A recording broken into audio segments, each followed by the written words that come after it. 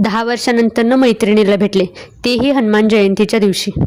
Hi hello, मी प्रतीक्षा. तर आमच्या इकडे वस्तीवरती हनुमान जयंतीचा महाप्रसाद होता, पण इथे सगळीकडे लाईट गेली होती कारण त्या दिवशी खूप मोठा पाऊस पडला होता आणि वस्तीवरती सगळ्यांना घरी सांगितलं होतं की प्रसाद घ्यायला या. मग प्रसाद खाल्ला, त्यानंतर जराशा थोड्याशा गप्पा मारल्या. त्यानंतर पप्पा मी घरी आलो. भैया आणि मी त्यानंतर पळशीला जायचं ठरवलं. ऑर्केस्ट्रा असेल याची तयारी करून चाललो होतो आम्ही. तिथे गेल्या गेल्या आम्हाला समजलं ऑर्केस्ट्रा नाहीच, पण इथे फटाक्यांची आतिषबाजी खूप चालू होती.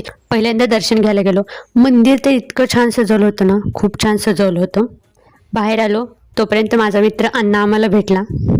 त्यानंतर माझी मैत्रीण अंकिता भेटली, जी दाजींसोबत आली होती आणि 10 वर्षानंतर आम्ही एकत्र भेटलो होतो. तिच्यासोबत माझ्या 10वीतले खूप सारे क्षण आहेत आणि ती तिच्या मम्मी पप्पांसोबत आली होती आणि मम्मीसोबत तर वेगळाच बॉन्ड आहे माझा. त्यानंतर आम्ही पालखीचं दर्शन घ्यायला गेलो. पालखीचं दर्शन घेतलं, तिथे तर खूप डान्स चालला होता सगळ्यांचा. त्यानंतर माझा मित्र मला अशोक भेटला, तोही खूप दिवसातून मला भेटला. सगळे यात्रेच्या दिवशी असे भेटतात. त्यानंतर भैयाचे मित्रही काय भेटले, ते पण त्यांच्या फॅमिलीसोबत सगळ्यांसोबत आले होते.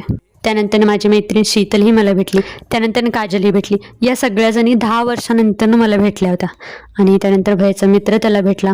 इथे खूप सारे स्टॉल, खेळायचे खूप सारं काही होतं. त्यानंतर आम्ही माधुरीच्या घरी गेलो, माधुरीला भेटलो. आणि हनुमान जयंतीचा पूर्ण दिवस माझ्यासाठी खूप स्पेशल होता कारण मला खूप सारे जण भेटले. भेटू अशाच नवीन ब्लॉगमध्ये. तोपर्यंत लाईक करा, शेअर करा आणि सबस्क्राईब करा. Bye bye.